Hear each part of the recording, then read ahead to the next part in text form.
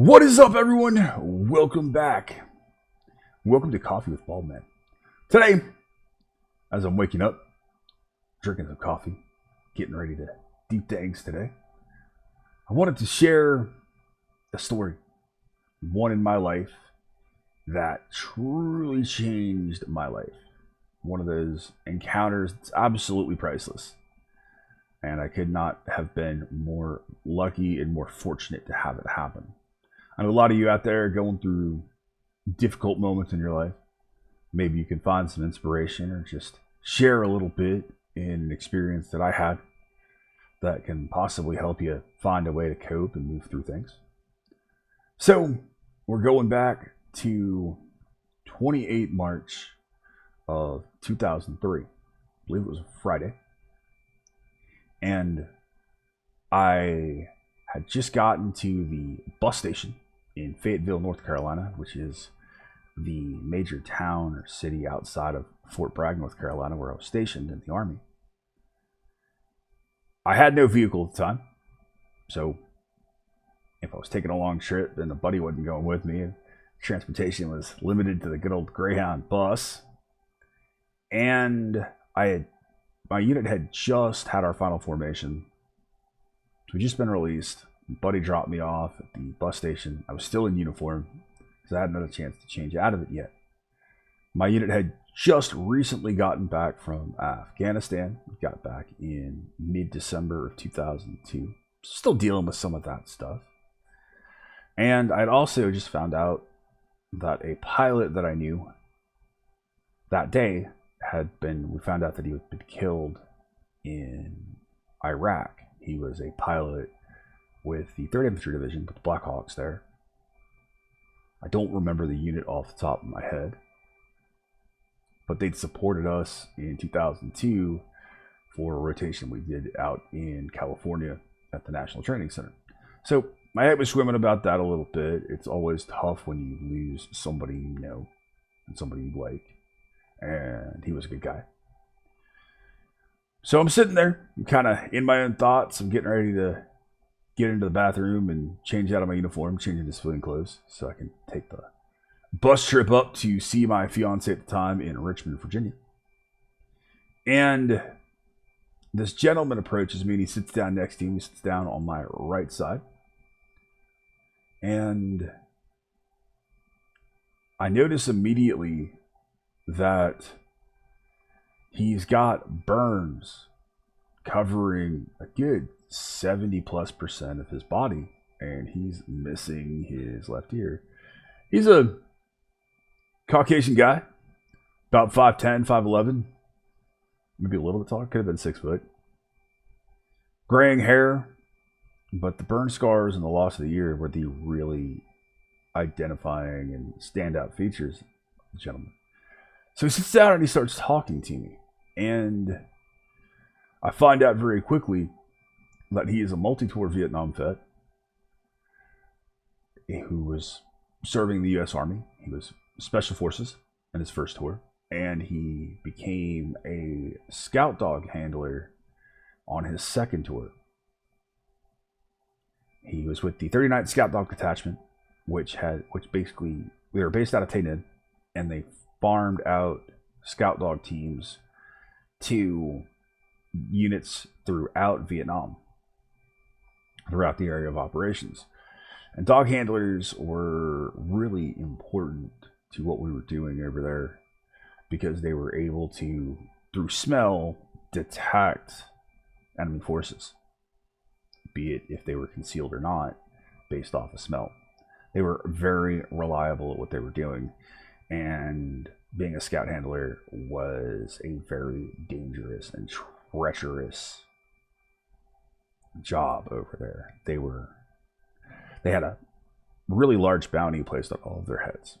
Millions of the current currency there.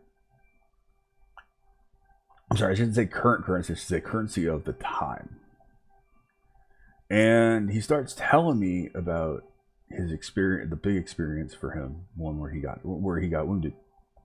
He was attached to the 24th Mechanized, and they were an infantry unit. They were They had just set up a small patrol base with their tracks, and he went to get his dog some water. He came back. The dog was going nuts, just freaking out and giving him all the information he needed to know that he detected something. So he went and briefed the company commander, who unfortunately completely disobeyed an order, a standing order, to listen to the will of listen to the word of the handler, and they pushed out a patrol anyway. And the patrol was ambushed shortly outside of their patrol base. He said, I think it was just a few hundred meters, and they got hit hard. It was a coordinated attack. It was from a bigger unit, heavy machine guns, mortars, rockets, and he was blown out of the back of the M13 armored personnel carrier that he was in. His dog was unfortunately killed. He caught on fire and was burned over about 70% of his body. And I'm listening, riveted to this gentleman's story. I'm almost in tears. The fact that he's telling me this story. And he finishes up, and I looked at him, and I said, I'm so appreciative that you shared this story with me. Why? And he looks at me straight on, face to face, and he said, I saw your right shoulder, and I knew you were a brother. Now, in the United States Army, we wear patches. We wear unit patches. On our left shoulder is the unit we're currently in. At the time, it was just the right shoulder was either empty or you wore a patch on your right shoulder. Now, today, you also wear the American flag as well. Back then, back in 2002, 2003, I want to say the change happened in late 2004 after I'd been out the first time. I think I was still out when it happened, and when I got back in, it had changed. But on our right shoulder, if someone in the U.S. Army has a unit patch on there, it's referred to in the regulation as a shoulder sleeve insignia of wartime service. In shorthand, we just call it a combat patch. It denotes that the individual has served in combat in the theater of operations. So when he told me that he saw my right shoulder and he knew that I was a brother, I lost it. I started bawling like the proverbial schoolgirl with the skinned knee. I really did. I broke down. Because it was such an honor, and it was that first experience I'd had since I'd been back from Afghanistan, where I had that kind of connection with a veteran. And I thanked him profusely. And he said, he gave me the advice that I have held on to this very day, and I embody several times a week when I talk to people. He said, never be afraid to talk about your experiences, regardless of how traumatic they are.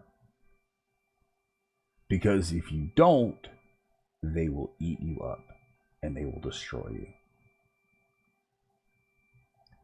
And he was completely right. This is a guy that went through incredibly traumatic events and 2 tours in Vietnam. Was horribly wounded. And matter of fact, he was back in the bus station because he was heading home from the VA hospital in Fayetteville after having something done. Might have been just a checkup, but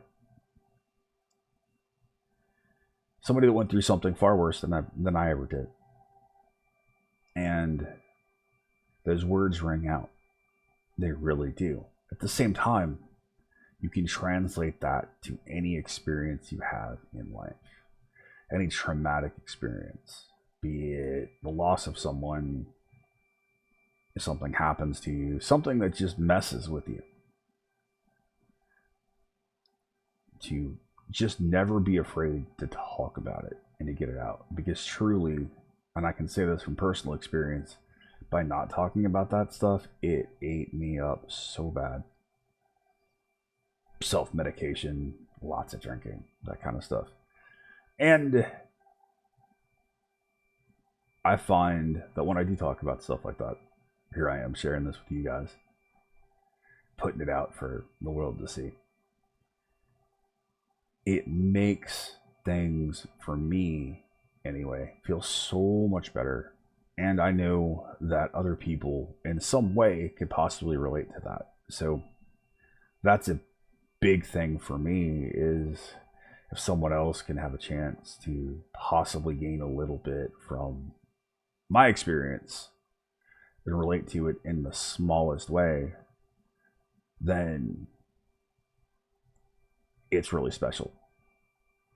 So I just wanted to share that.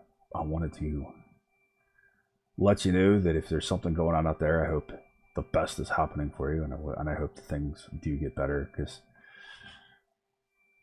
I know things can be a little tough. And with the recent veteran suicide at a VA hospital that happened here in the US, and some other things going on, and just subscriber messages talking about what's going on with them, I just wanted to share something and say I hope you're doing well. I hope that you're getting through whatever it is you're going through, and I'm here for you. I wish you the best. Much love to all of you out there, and I hope this little story helped. Well, just a little bit. If it didn't, well, I'm sorry that it didn't. If it does and you can relate to it a little bit, then I'm absolutely happy, and I'm honored that you guys were watch the video. So I love you guys. I really do love the YouTube family, the subscriber family. You guys are amazing and you're incredible. Thank you for such long support. I'm doing my best to ratchet content back up. I've been a little lax over the past couple of months with some changes I've made in my life. So, as always, from the bottom of my heart, thank you to law enforcement, military, veterans, and first responders, regardless of the organization that you happen to serve with around the globe. Thank you so much for what you do. I love you. I appreciate you, and I always will. Hope all of you around the globe, whatever your profession happens to be, are doing well. As always, you have been awesome. I have been Baldman. I will see you in the next one. Be excellent to each other and keep headbanging.